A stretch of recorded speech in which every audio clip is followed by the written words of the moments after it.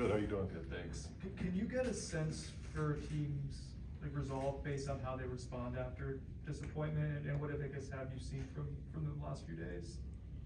Yeah, I mean, you can, I think when you know, whether you win or lose, there's always a period of getting over a game. It's the same when you win. And that's that kind of that process of Sunday we come in and watch the film. Monday the guys are off. You know, they don't really have anything on Monday. So when you really start to get a sense is Tuesday when you get in the meetings and get on the practice field, and just the look in their eye and the I mean, Tuesday practice is the hardest practice of the week. So how do they approach it? What's their mindset? And today it was great. I mean, they came out and great focus, great edge, and sometimes it's harder to bounce back from a huge win, honestly. So when you don't win, I think it's a refocus of we got to do these things to get back on track. So I thought it was good. Ira?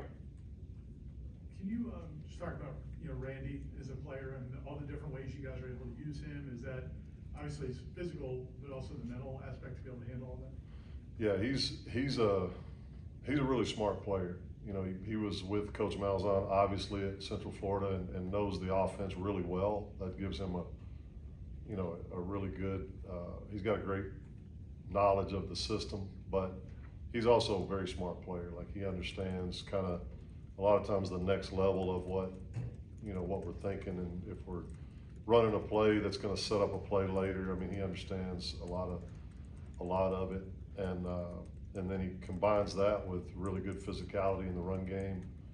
Plays really hard, really aggressive player as a blocker. And then if you just watch his routes, if you just watch the times that he gets matched up in man coverage, there's really, I mean, in the last couple of weeks, I can't remember many plays where I thought he didn't create separation.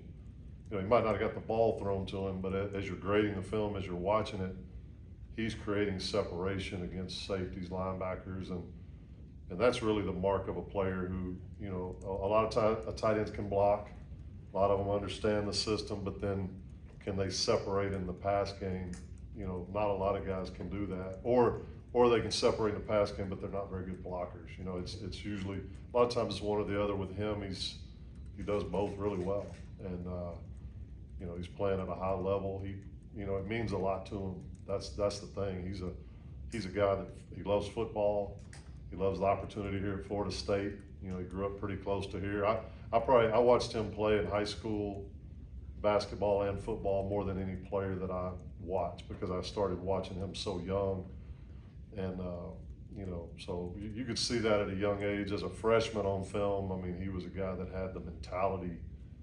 But his lack of size, you didn't know exactly how that would translate to this level, because he's not, he doesn't have those measurables that, those high-end measurables. But, weight-wise, he's 237 or 8. He's fine. He's just not, a super tall guy. But he brings an edge and a grit that makes other people better. That's what I appreciate about him. Brendan? Following up on that, you mentioned him as a blocker and receiver, but even like the uniqueness of throw for a touchdown, run for a touchdown, line him up all over the place. I guess one, how unique is that? And then your responsibility, duty as a coach to try to find different ways week to week to utilize that.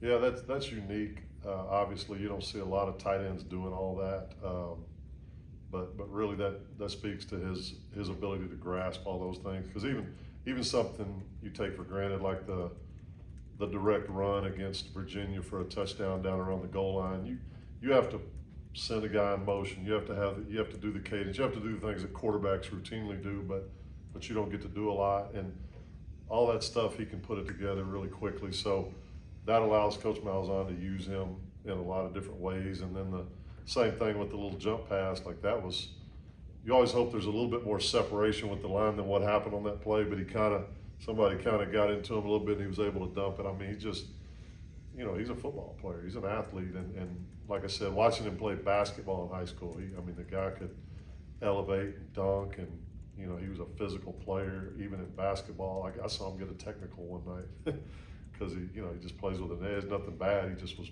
getting physical with people. And so, just a guy that brings a lot of different things that Coach Malzahn can implement for sure.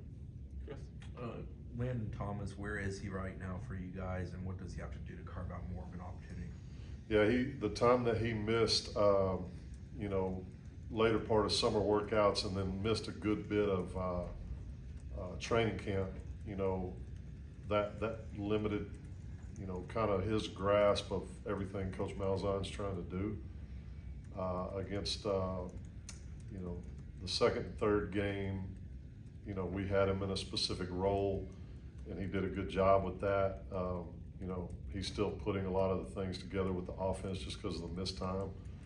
And so, he's in that spot right now where he's, you're waiting for that opportunity when that time comes, and the practice time is so important to get caught up a little bit. So that's kind of where he's at right now. Liam? With Amari, we've seen him getting a little bit more action on the defensive side of the ball. Is he still getting involved, and is the plan just to kind of have him go both ways? Yeah, he's still, he's probably, with Randy back, he's probably focusing a little more on defense right now, but I still do go anything new in the offensive game plan that's there each week. We always obviously have a few new things each week, try to keep him up to date on that.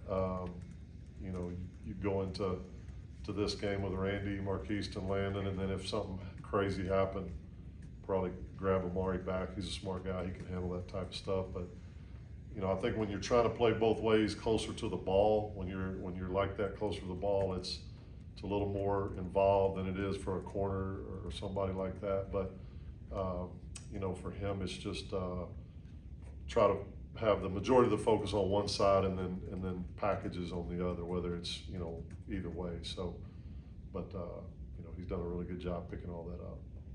Ira?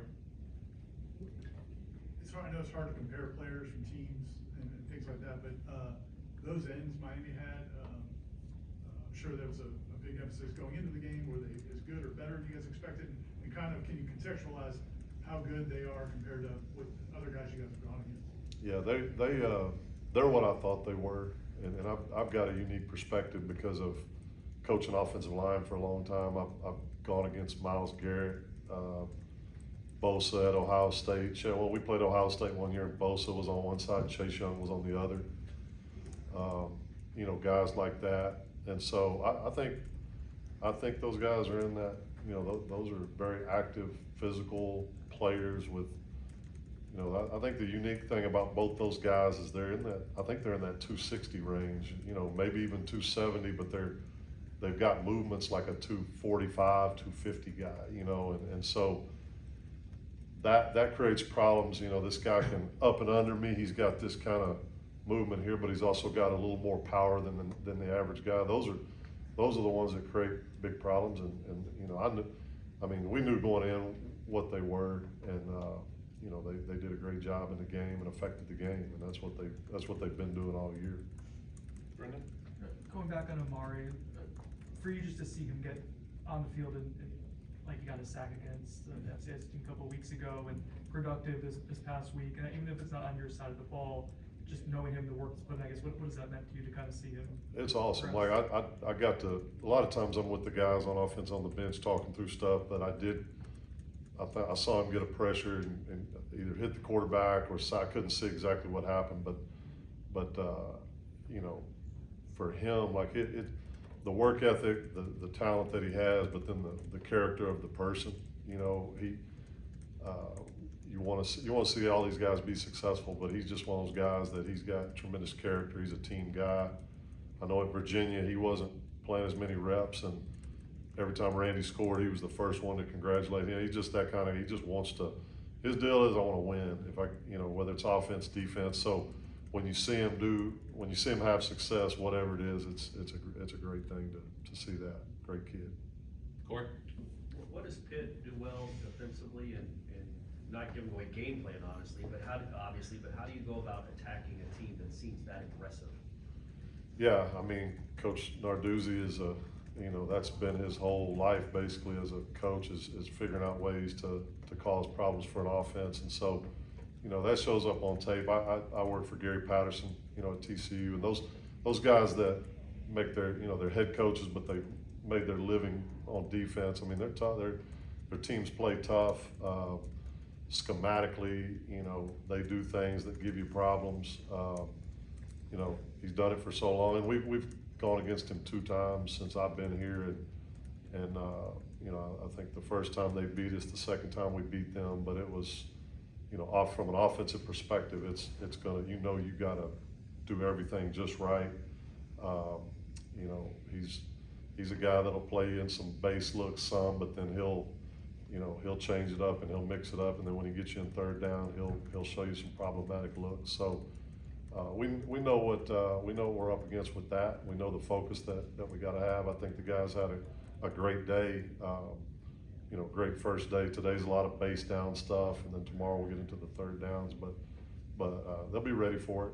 You know, but you know, obviously great respect for what he does and what their staff on defense does, their players.